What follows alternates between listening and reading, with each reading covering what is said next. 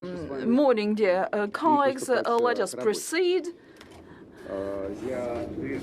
I welcome all of our participants at the session Water More Precious than Gold within the St. Petersburg International Economic Forum. For those who are not from Russia, I will introduce myself. I'm Sergei Brylyov. I'm a TV journalist and also head of the association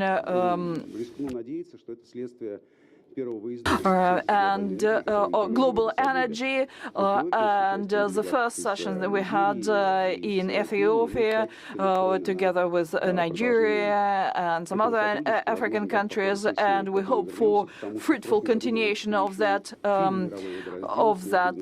cooperation, because the topic of water and energy are very relevant for Africa, and we will begin with the greeting address of Vice Prime Minister Dmitry Patrushev, and the floor is yours.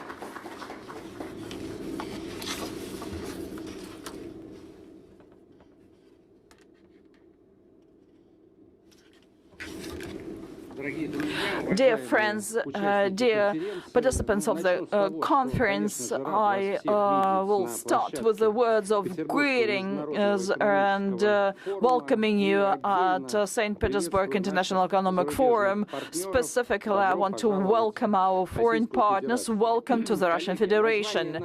Dear colleagues, the topic of our discussion of our session today is water more precious than gold, and I would like to begin with saying that that's not an exaggeration. It's true. Water plays an important role not only for economic development, but it's the main priority for health preservation and well-being of people. And water is also an inseparable part of our food security.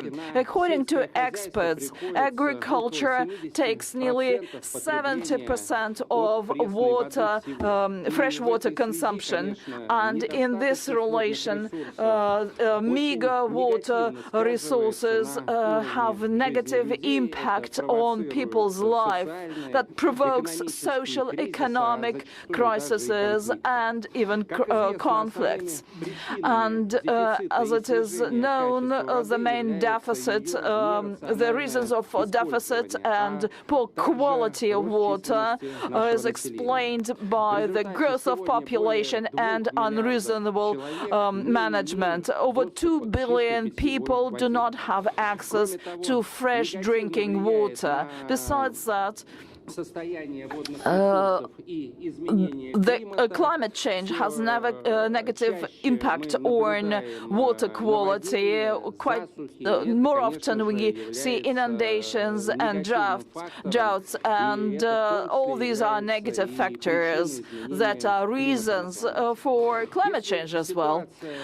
If the situation doesn't change, if we do not respond to the challenges on the agenda jointly, and I insist that this should be done jointly, then by 2030, the gap between demand on water and available resources will be 40%. That's why it is important to have efficient water resource management and also have a rational water use policy, which has become one of the sustainable goals of development outlined by the United Nations. With the account of the geographic factors, people of Africa feel the deficit of water in the most acute way.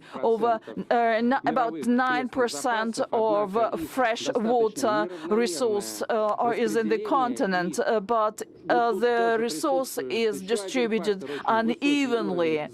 There is another factor, high level of pollution. Thus, the major part of the population do not have access to good quality drinking water. In Russia, in spite of the country being rich in resources, water management and use is one of the priorities of the natural protection policy. Especially that is relevant for the European part of the Russian Federation, with nearly 70% of population located there, with the highest industrial potential there. But we have just 10% of fresh water reserves in the European part of Russia. We have already formed a rather efficient water management system with strict control in place of the activity of enterprises and a good system of water protection measures. Special attention is given to new technology, digitalization in particular, and I'm sure that this talk will be discussed in extenso at this session. I would like to add that the Russian Federation is one of the most active players of the international partnership in water management. We work successfully with our partners and neighbors on trans-border water management. Within BRICS, we also are in active dialogue. We initiated a separate program, Clean Waters of BRICS, or Clean Rivers of BRICS, to prevent pollution and to treat the water borders. Rational water management is the issue where Russia actively cooperates with Arab countries and the Central Asia countries and Middle East countries, and I hope to have fruitful discussion here to exchange experience in innovative technology of proper use of this precious resource. I hope this session will be of use to all those present here. With your permission, I will conclude here, and I hope that the results of this conference will give additional impetus to the development of water topic. These issues have been a priority for many countries. I wish you fruitful work, interesting and useful stay in the northern capital of the Russian Federation at St. Petersburg International Economic Forum. We heartily welcome our partners. Thank you. Thank you very much, Mr. Patrushev. I know that you have very tight schedule, and we thank you for coming. Dear friends, sometimes we start with the presentation of our panelists, but for the sake of time, I will just do that in the course of our work. I will start with a brief words of introduction. I primarily have working experience with Latin America rather than Africa. But last year I watched very closely what was happening in Latin America and in Africa, and actually I was very lucky to survive 4 weeks ago because of drought. Rivers have become very dry, and Indians, our shepherds, didn't know how to navigate the boat. So we had a shipwreck there, a boat wreck there, and I miraculously survived. But one of the effects that we have of the climate change is change in the water resources. Some people speak about warming up. Others say that it is a cooling of the ocean. But last year I read in the foreign policy note that they said that Europeans are hypocritical about water resource use in Africa. Green hydrogen production in Namibia is a hypocritical topic because Germans invested their amount equal to Namibia's GDP. There are many, there's winds and sun are there in abundance, but the desalination is a problem there. There are no water resources or meager water resources. I would not underestimate the noble efforts of Russia that has a very practical approach to this issue. Business is business. Business should be profitable, but we should operate by the categories of sustainable development,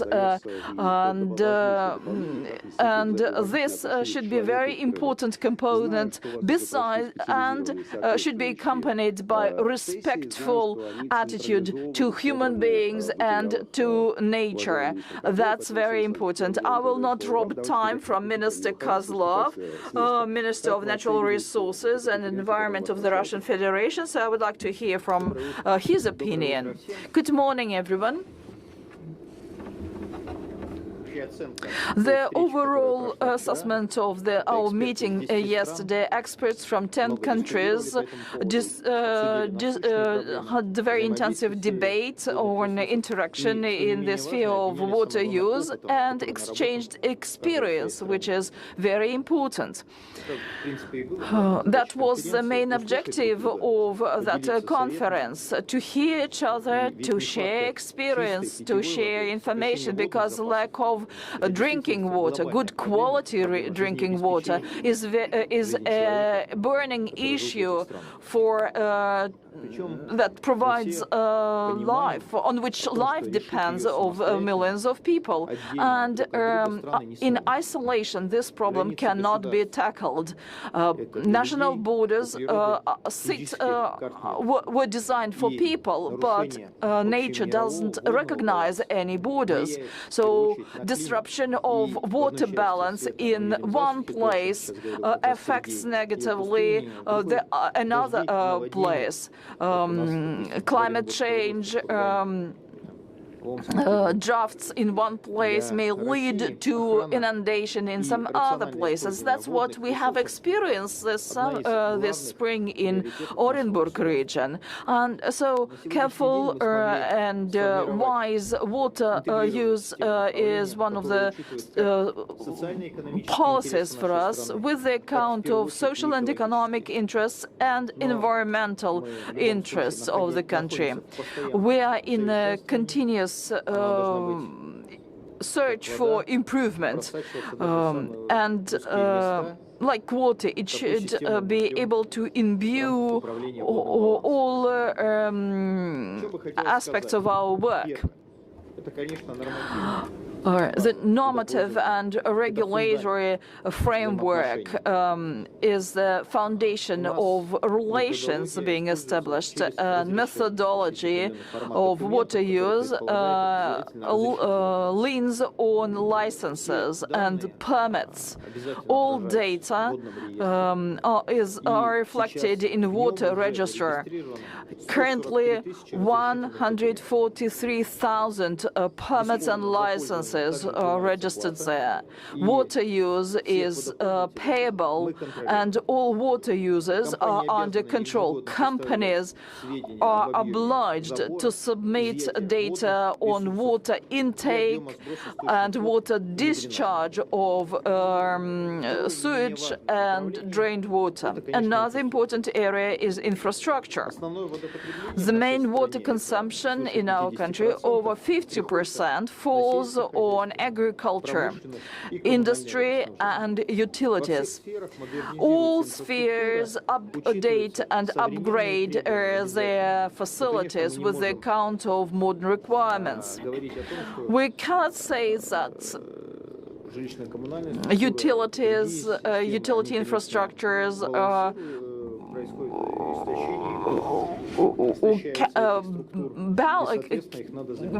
keep proper balance. Their structure depletes its resources, and they require investments, and the Russian government does a lot to keep this system. Thanks to the national project Ecology, we upgrade water treatment systems on the Volga River and also Baikal Lake. That is unprecedented since the Soviet times. And Mr. President said that this year we'll are to have new national project, Water of Russia, to set water treatment systems in other rivers of Russia. That will be supported by a legal framework, by technology, etc. I wouldn't say that it is smoothly in progress. We have some negative lessons learned that should be incorporated our further work. Our colleagues from the Ministry of Construction have pure water project over 5 years from 2019. They upgraded over nearly 1,200 water facilities in the regions. Not that much for our big country, but now 87% of population in rural areas enjoy fresh drinking water, and the indicator for urban area is even higher. We have 30 cascades of water reserves and water facilities, and their mode of work is arranged in such a way that they guarantee good water supply to agricultural needs. Groundwater management is also very important. Last year, geological exploration was carried out on 33 fields, and aggregate increment will be 53,000 cubic meters daily, thanks to these exploratory works.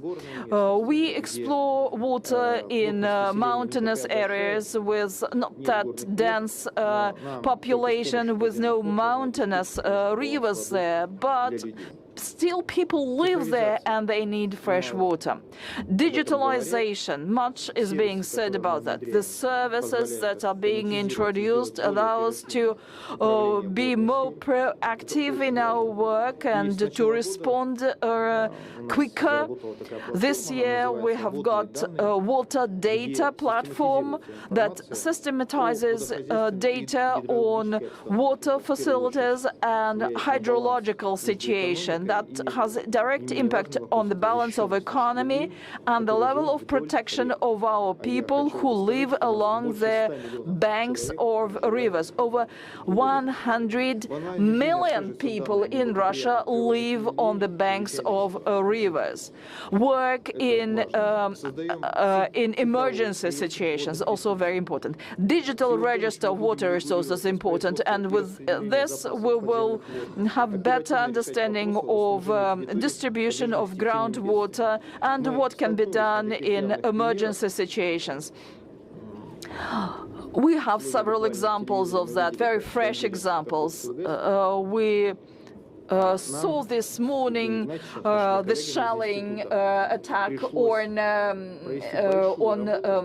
Kakhovskaya hydroelectric station, and we should be confident that such facilities are protected to give water supply to peaceful citizens of our country. We need to have new water wells drilled so that people have enough drinking water for them.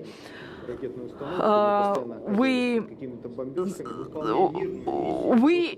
traveled to that area with our mission was to give drinking water to people, to the civilian population, but we experienced ourselves on continuous shelling from the other side. Work is being done to deepen the river beds. This work is also very important. We continue working in different directions. Of course, we strengthen ties with the African continent, but we shouldn't forget about direct connections between the ministries of mineral resources and ministries of natural resources. We've currently signed a number of agreements and planning to sign an agreement with the Democratic Republic of Congo and Botswana and Tunisia. Our country is open to cooperation.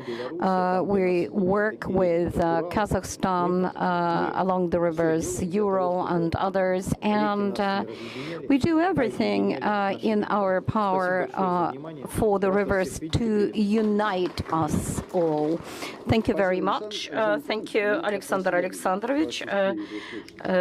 It was very important to hear you out, but we would like to invite our guests from Africa and ask them questions about the development of natural resources. The financial resources that Russia has are much higher, of course, than that of our African counterparts, and the infrastructural projects that we deal with are much more scalable than those that are being carried out in Africa. Well, there are a lot of things that are connected with simple common sense.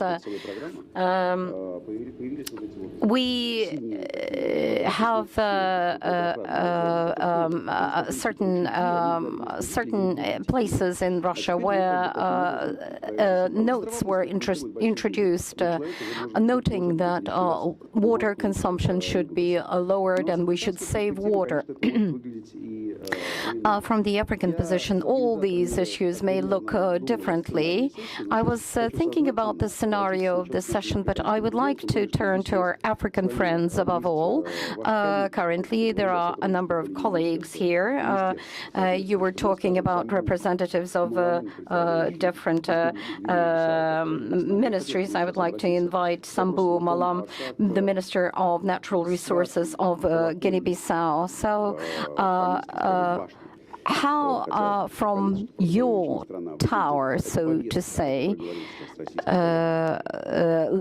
do you view the agenda which our Russian colleague has been describing right now? Well, above all, I would like to begin with welcoming all our guests and greeting our guests and representatives of different organizations here. I would like to extend my gratitude to all those present here. And I'd like to say that yesterday we had a very important and interesting session which allowed us to present the importance of water globally. As you have quite correctly pointed out, water is our cross-border, trans-border wealth. It's like a passport that allows us to go through and pass through different different borders, and it has to be managed quite well, so that we maintain the balance in the world. As far as Guinea-Bissau is concerned, we have a lot of water deposits, but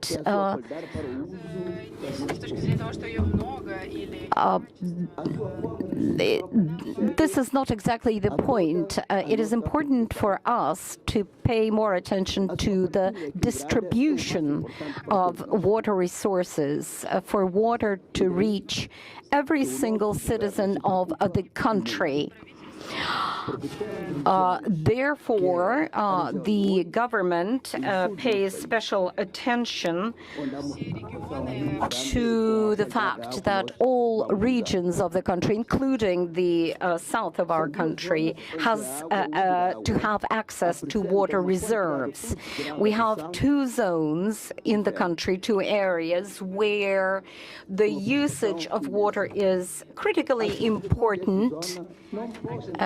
Important for the citizens of these particular areas. The health of the population is what matters, and the government is working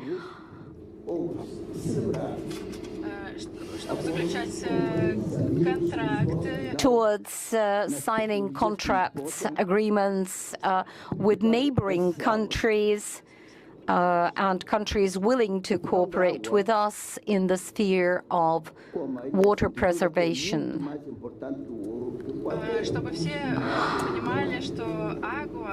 Well, everyone should understand that water is the most important resource in our life, and it is, in fact, more precious than gold, as we cannot live without it. It is our common wealth, and so as to avert international conflict in the future, water has to be rationally managed and equitably distributed, and this should be the priority for all of us. Guinea-Bissau is a country with huge water potential. We can do much more in order to attract attention to rational use of water. In certain areas of the country, we have a lot of water reserves, but people cannot distribute water reserves evenly. It's highly important to pay more attention, pay more attention globally to this fact. Guinea-Bissau is a country which is interested in the correct water usage, in maintaining water balance. Water sources have to be organized in such a way that distribution of water is equitable. This wealth should be accessible to all the citizens of the country. It is a valuable resource for the population and for future generations. Thank you. Thank you very much for your attention. Well, I speak Spanish, but when somebody speaks Portuguese, it's sometimes very difficult to discern. But your Portuguese is wonderful. I understood you without a translator. Well, we've only got 5 minutes per speaker, so I would would like to go back to the Russian representatives of the panel, Dmitry Kirillov, the head of the Water Resources, Federal Agency for Water Resources. Well, as far as I understand, we need to concentrate on the agenda of water preservation and the common ground for this agenda. Thank you very much for giving me the floor. As to water reserve management, we all manage water resources, every single country and every single person. When we open the tap, we are already managing water resources and water reserves.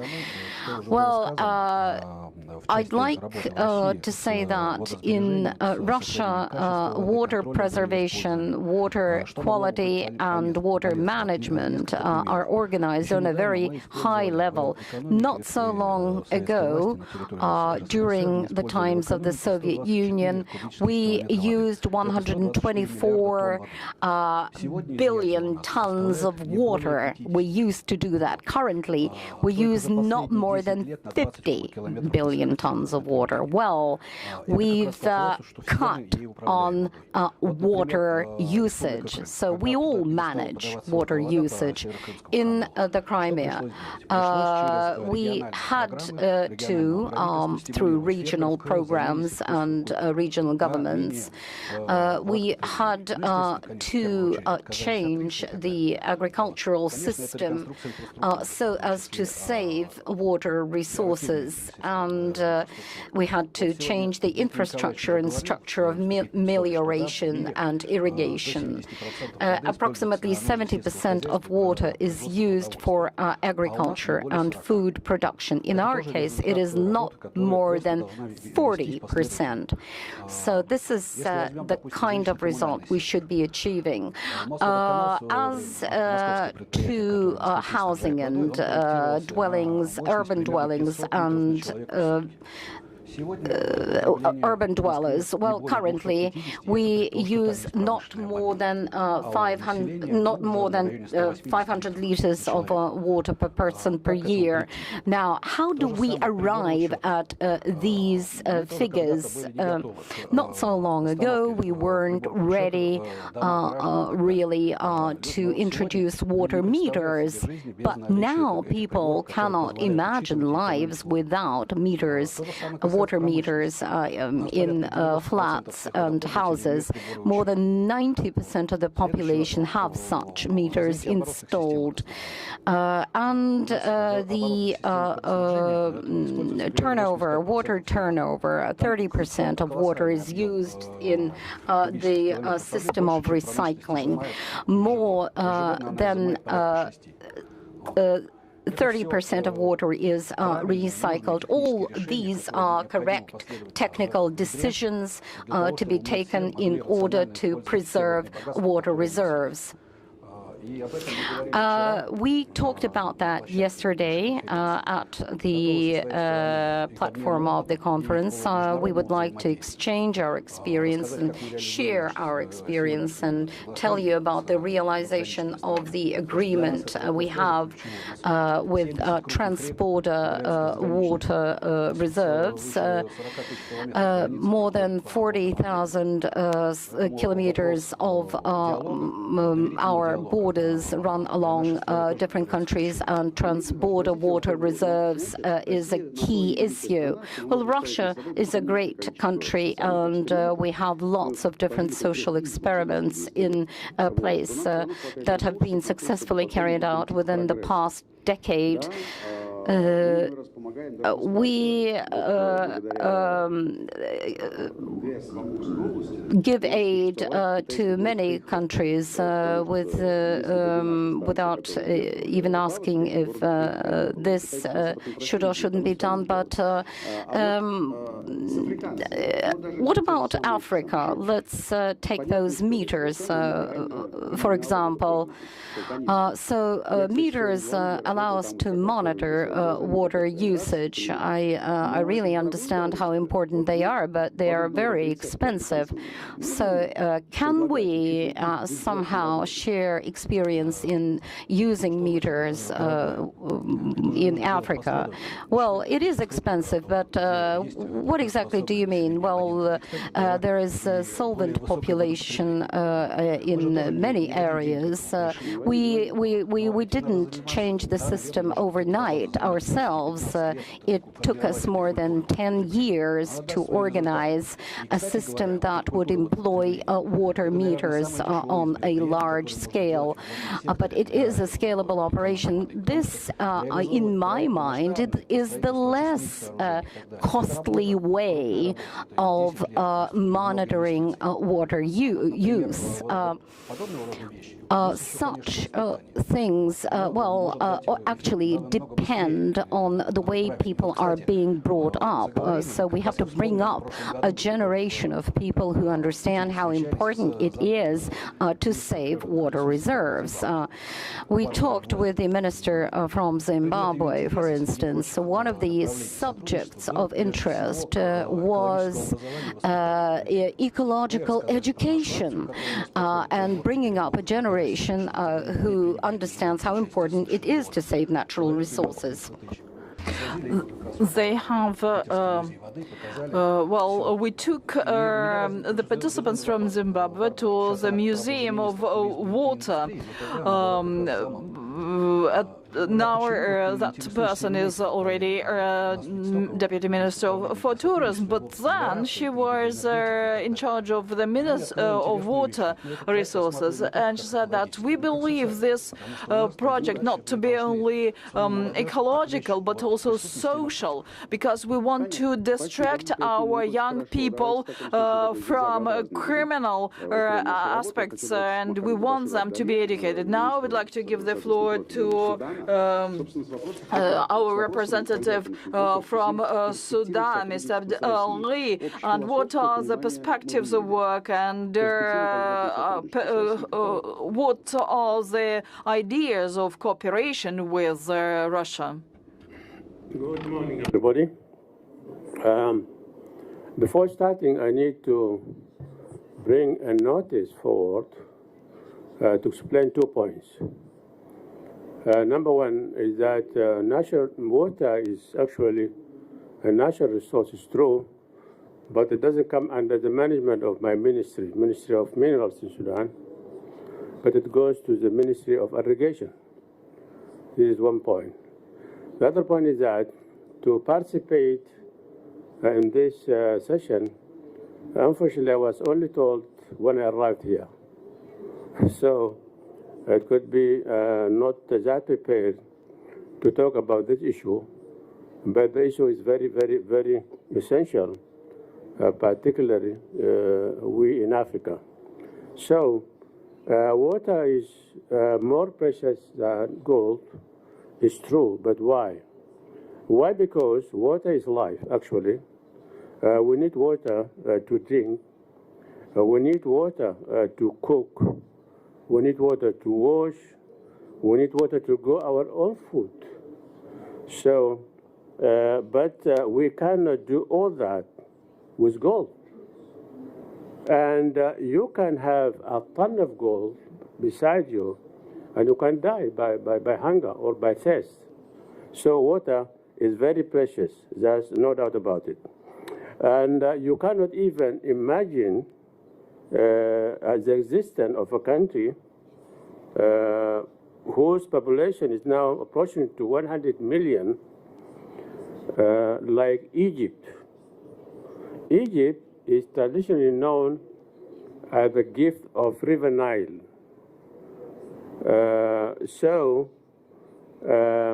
Without River Nile, you cannot imagine Egypt to exist with its great civilization, which is known to everybody.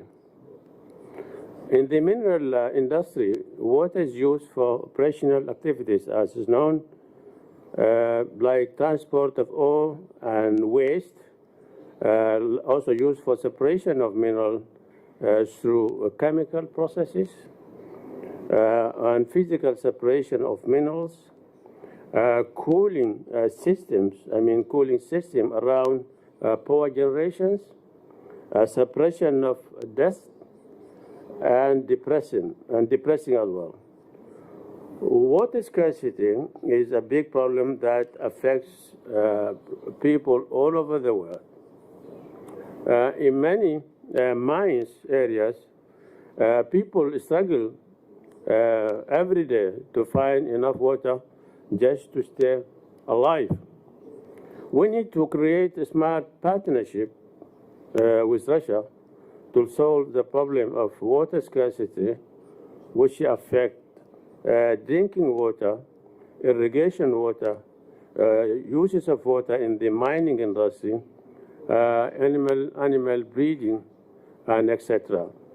I think the purpose of this session is to find opportunities by close collaboration to find new ways to save water as valuable resource than gold.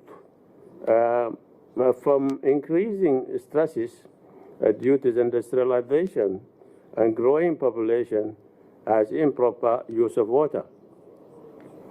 Finally, I would like to express our gratitude and appreciation for the hospitality and kind reception from our Russian friends.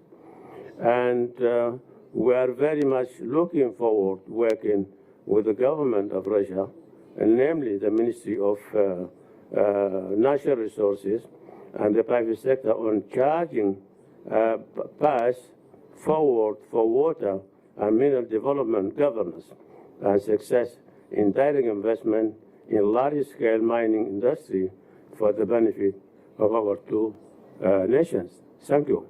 Well, thank you so much indeed, sir.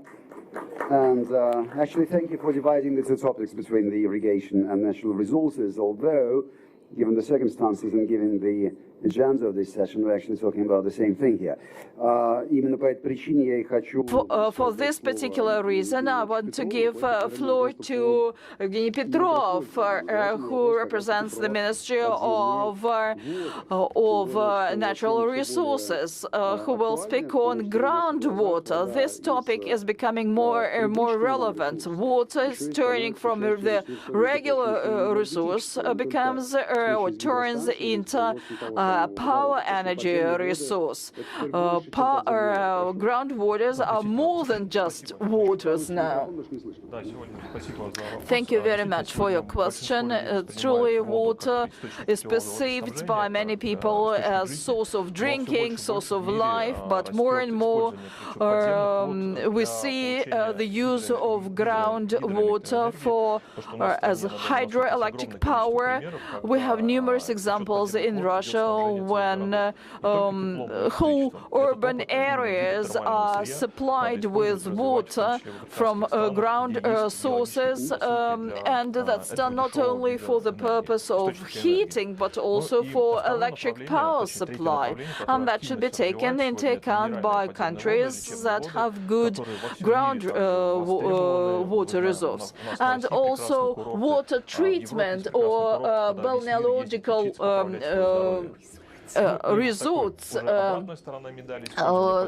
when water is used for the purpose of improving health of people. There is much load burden on groundwaters. All water supply is ensured through groundwaters, so they should be monitored and how rationally they are used, not to undermine this source. This is a renewable source, but they're very sensitive to man business. Areas with active underground mining, we know, are characterized by high level of pollution of water. That's why man-load pressure or technogenic pressure on water resources should also be monitored. We have been doing that for nearly 100 years. We have over 7,000 wells, observation wells, to monitor the situation of groundwater, not to deplete and not to ruin the water deposits. And it is the field where we're ready to cooperate with our colleagues. I believe that water monitoring is very important. This is a good mechanism of rational use of groundwater. Thank you. And I would like to add here, for the sake of our colleagues from Africa, Russians without small summer houses are not proper Russians.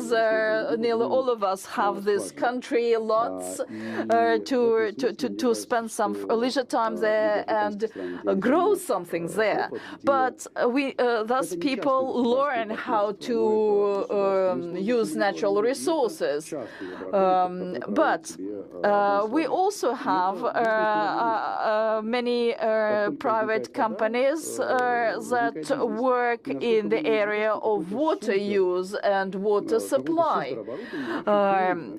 Actually, it happens that these laboratories that provide analysis of chemical composition of water is very simple to a certain extent. It is at the level of a school chemical laboratory. This is something that may be very useful to African countries. And now I would like to give the floor to Hydro company, that is the major user of water resources. This agency embraces many issues, transportation, fisheries, and even agriculture, etc. All this and hydroelectric power construction, stations construction. I remember that you participated in the construction of hydroelectric stations in Africa. What could you suggest to our African colleagues? Thank you, Sergei, for introducing me. We have a good experience of running hydroelectric stations in the Russian Federation and abroad. And also they are not only power generation but power accumulation stations. Hydroelectric stations are a very good example of the greenest possible power. We have reservoirs with over 28,000 square kilometers comparative to several European countries in their territory. The joint study of Russian scientists and similar studies of Brazilian scientists show that European myth of construction of hydroelectric stations in hot areas or hot climate areas is a myth and an adverse propaganda. Such hydroelectric stations are not related to methane discharge. Well, 28,000 square kilometers of water area in water reservoirs. That's an enormous amount of water, difficult to imagine. And our objective, working with partners, working in Africa, Africa to lean on our experience and offer technology. Also, educate engineers for proper water management. That will ensure environmental sovereignty of these countries. This is a very important task. We need to start from the beginning. We have practice. We have lessons learned. We have, for nearly 90 years, we have worked internationally. We designed and constructed over 240 water facilities abroad. They constitute their total power generation in 91 gigawatts. This is very powerful indicator. We need to start with a very important task, with account of what our colleagues said, Dmitry, Yevgeny. It is important to understand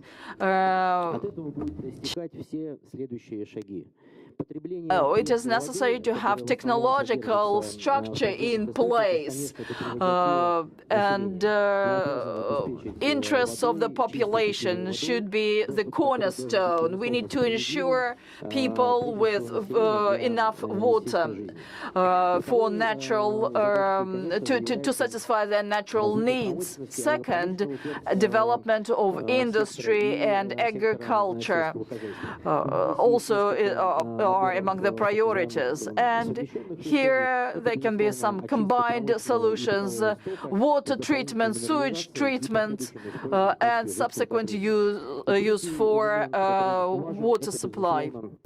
Another point which is important is the use of water in closed cycles at industrial enterprises. I'd like to draw your attention to the fact that no single country in the world could develop without access to water. And sooner or later, it's going to be the most valuable resource. The name of the session, More Precious Than Gold, Water More Precious Than Gold. I would even say that water is more precious than anything else in the world. It's a very capital capacious reserve. All the models and resources that are needed to be realized have to be planned very well in advance. I'd like to say that it has to be a strategy, due to the fact that it is a trans-border reserve. Well, a state is not a bank. A state is a very complex mechanism which provides for the connections of different entities and provides for the health of the population, for the well-being of the population. So when we lose the last drop of water on the planet, everyone will finally come to their senses that you cannot eat or drink money. This is scientifically proved, and that we have to treat water reserves very seriously. I would like to say that it's important to bring up a generation who understands that. Thank you very much. Starting from kindergarten. Yes, well, you're right. We are aimed at Russian-African relations. Of course, I'm not very well acquainted with African water reserves and a water management system, but we made a film on South America last month, and in Brazil I saw the development of different areas along the same lines as in our country. So if we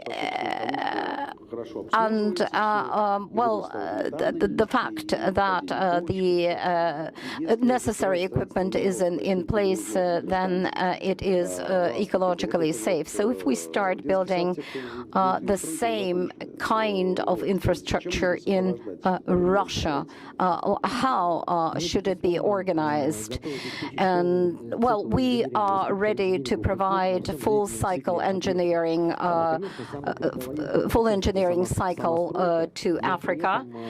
The most important aspect is the construction of such sites, but it's important to calculate the hydrological model and pick out the right site for such construction. The objects of hydrological use should be treated very carefully. Lives depend on this, especially in Africa.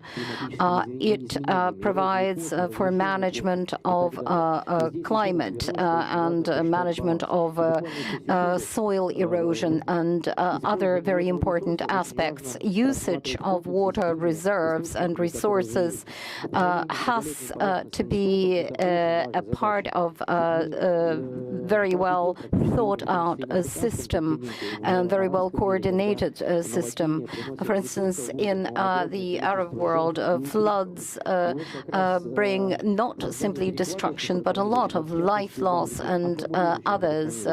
Well, in Africa, we should organize an accumulating water reservoir, which could be a very good water resource. I would recommend inviting African guests to your NIIG Scientific Institute, which is situated in St. Petersburg, because the modeling of hydroelectric power stations, which you are talking about, is dealt with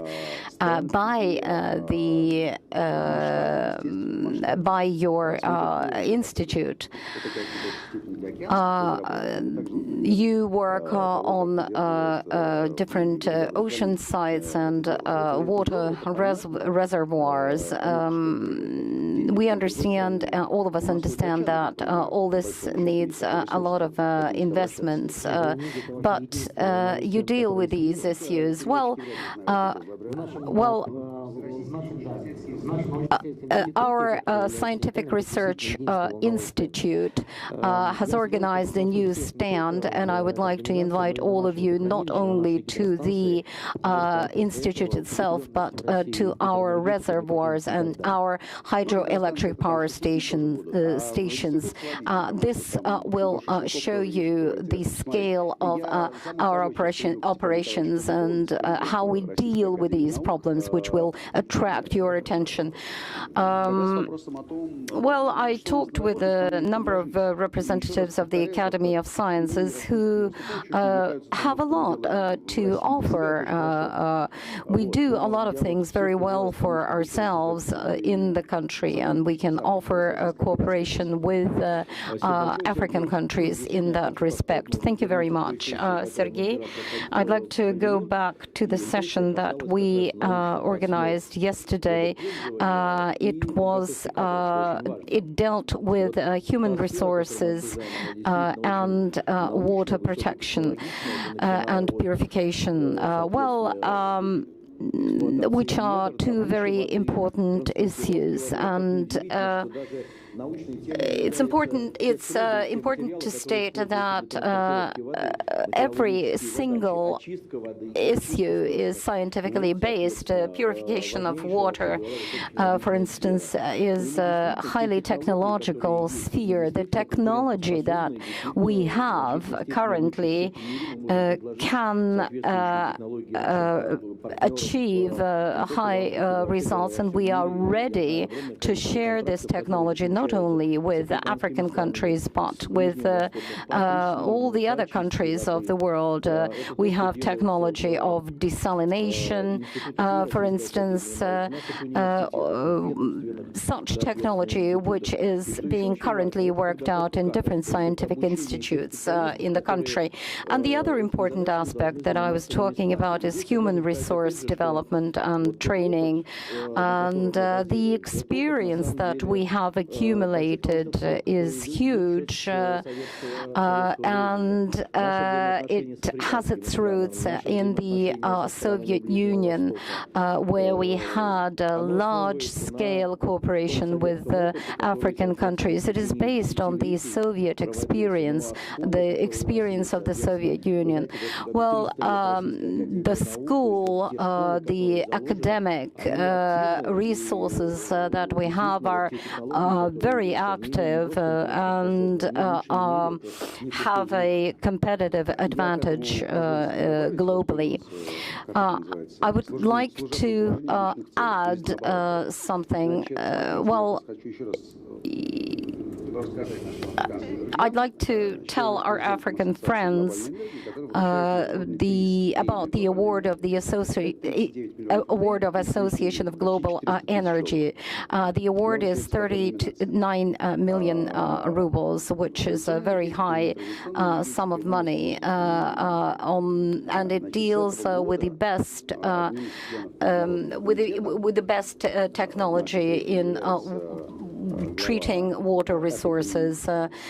This year, African Energy Utilities Association, Mr. Tallow, is the head of this association, and I'd like to ask you to Google the globalenergy.com and study the information about the association and what exactly is happening in that department. Well, please take a look at this source of information. It's highly informative. It's packed with interesting materials, and it's highly competitive. And well, we realize that apart from the award, we also the diplomas are also very important for the participants. Well, we are following the agenda, but we need to speed up the conversation. I would like to give the floor to front row participants, Irene Maswan, the Charge d'Affaires Embassy of the Republic of Kenya in the Russian Federation. Am I right? Oh, good. I'm glad that... Your thoughts now, given the session. Thank you very much for giving me this opportunity. Indeed, we didn't have a representation from our Ministry of Water, Sanitation and Hygiene. So distinguished delegates, all protocols observed, ladies and gentlemen, good afternoon.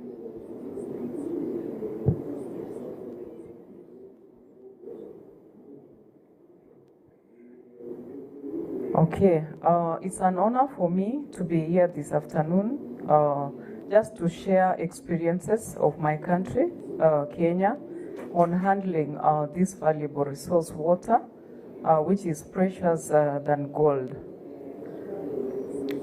Indeed, in response to the question, I am pleased to share these insights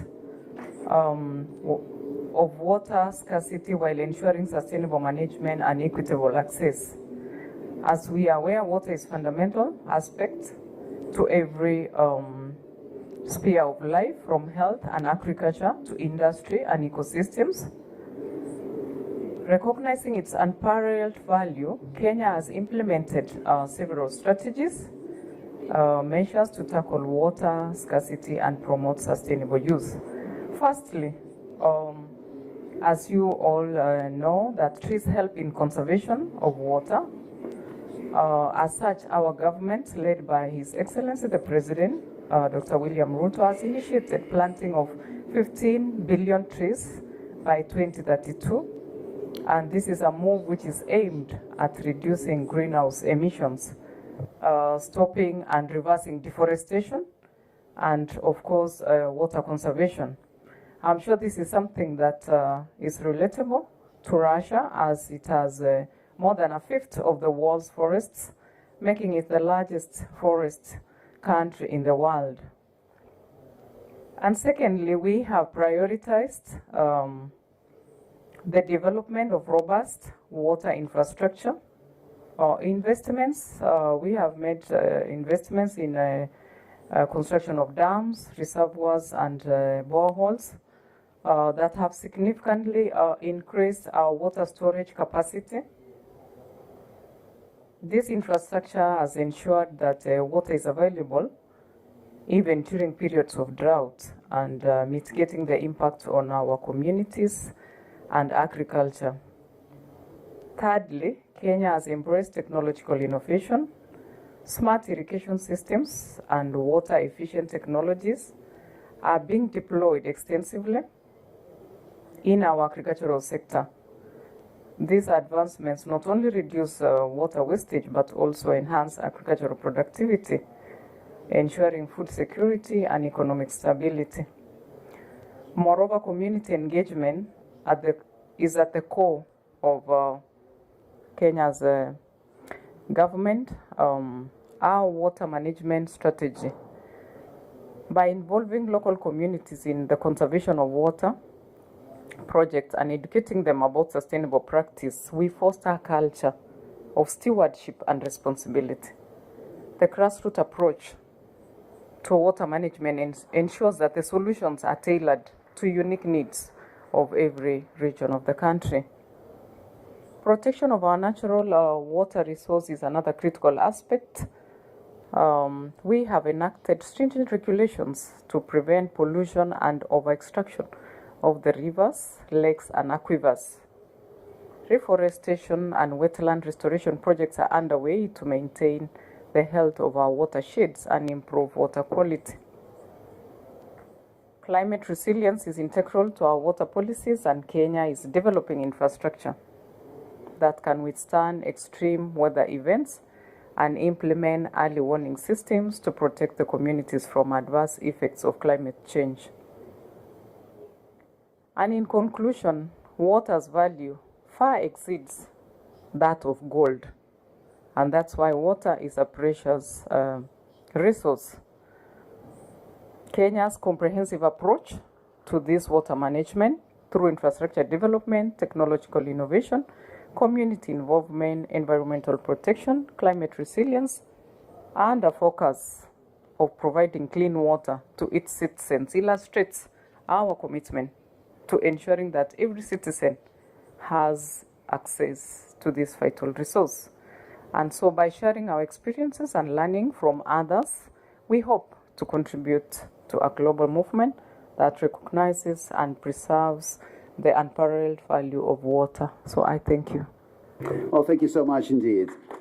And on a completely different note, a lot of luck to your country now that your troops are about to land in Haiti and following that crisis. And it's, of course, a very interesting development and a difficult task. С нами Ксения Анатольевна Сухотина. Okay, next speaker that we have is Ms. Sukhotin from Rosatom. The question is, why do we have Rosatom here, and how is that related with subsoil use? Well, actually, there is connection. Rosatom has continuously saying that everything that we do is done with care to people. That's why, besides the power generation, water, medicine, and all other areas that help people to develop sustainably are important. We have 29 urban settlements that are under the protection of Rosatom, so we know, not only heavy water, we have technologies that in place that allow us to treat water of any level of pollution and any kind of pollution.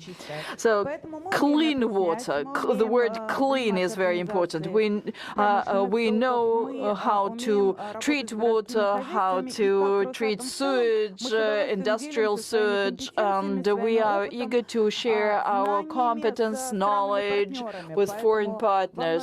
So that's why in many countries we help our partners to ensure to provide water to the population.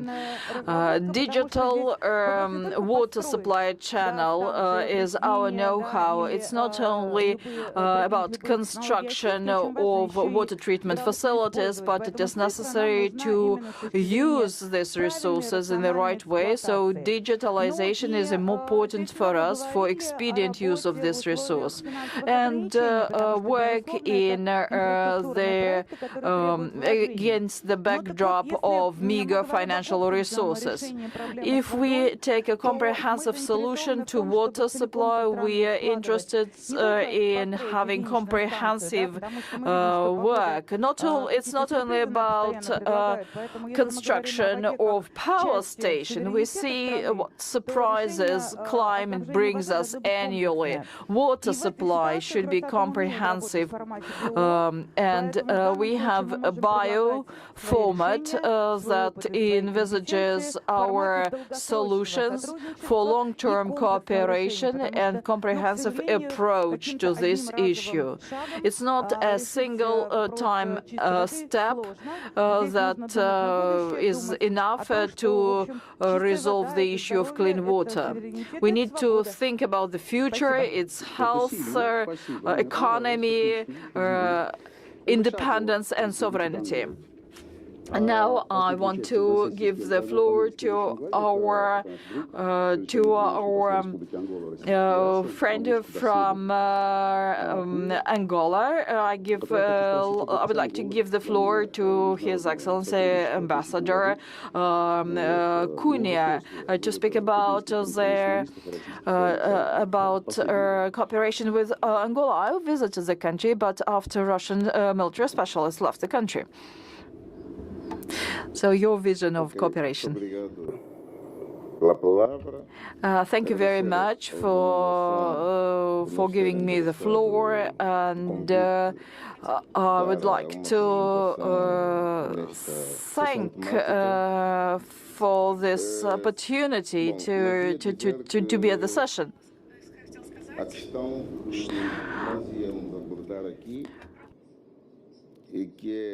The issues that we are discussing here and the consequences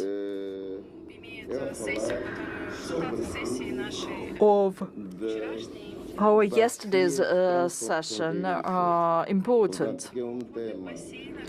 I would like to elaborate on the water reservoirs that belong to several states that go beyond the boundaries of one country. We know that Russia has many transboundary water borders. In Angola, we have 5 water bodies. Some of them are transboundary. On the one hand,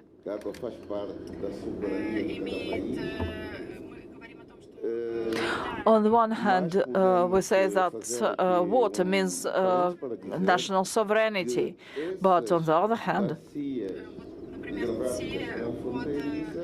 for instance, the water bodies that are close to boundaries call us for a different approach to water management. We need to think about water management of these transboundary water borders and how that should be done. I will answer the remarks that you made.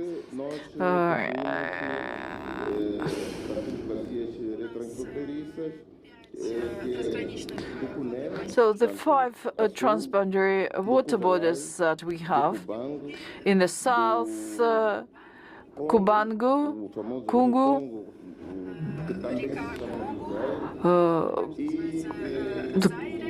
Congo, which is also called Zaire, and Zambezi. The two of these rivers, for instance, the Zambezi River is an belongs to the World Heritage with the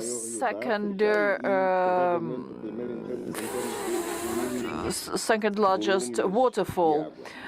And it is also a very important water vessel or water body for the African continent. The question is how these water bodies can be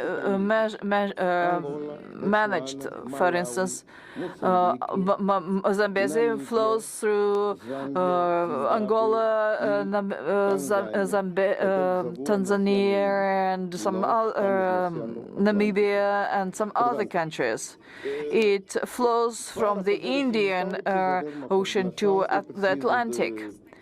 To manage this water body, we need to have a good coordination in place.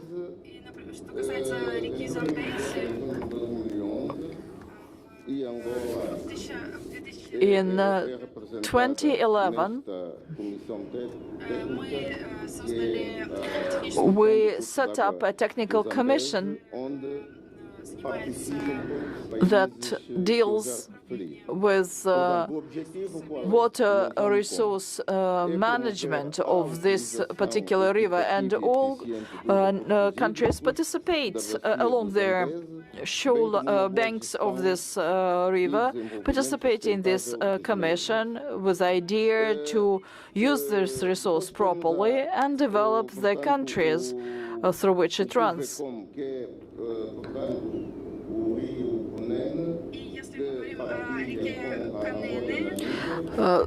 The Canene River that we share with Namibia,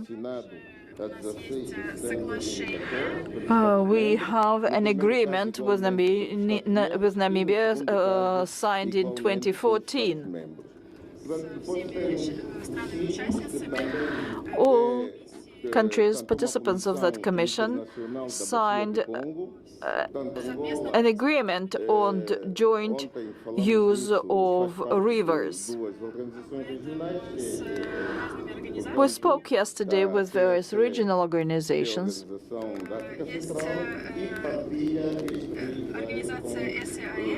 There is organization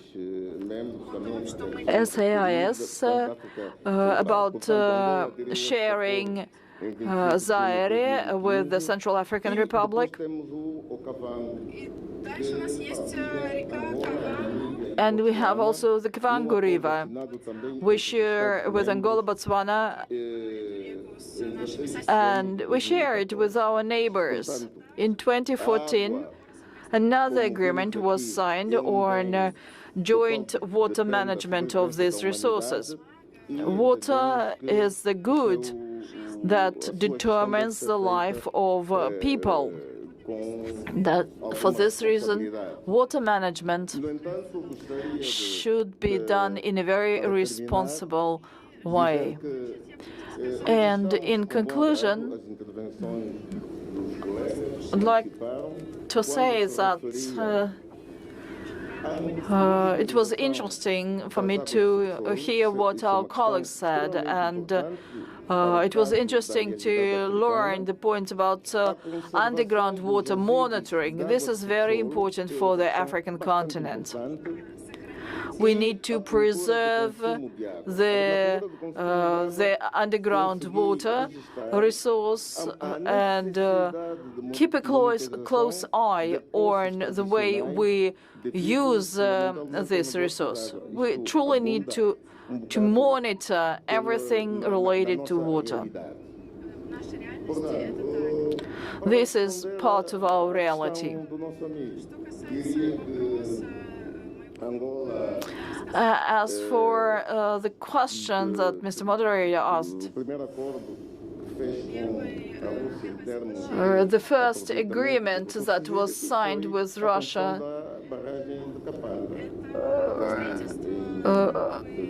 was on the construction of Kapanga Dam.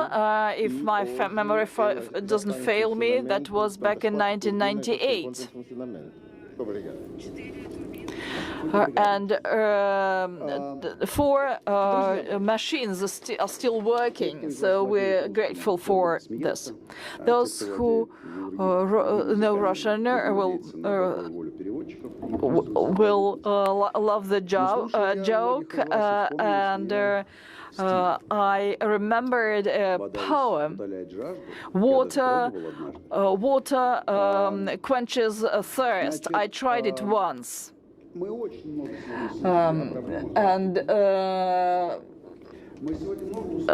I tried it not more than once. We heard a lot about power problems and challenges about water management in Russia and water management in Africa. I heard about issues of these two areas, but I haven't heard anything about the joint efforts since our session is called Russian-African Conference on Water. What are the joint efforts? Where are we on this path of joint work? I would agree absolutely with what you have said.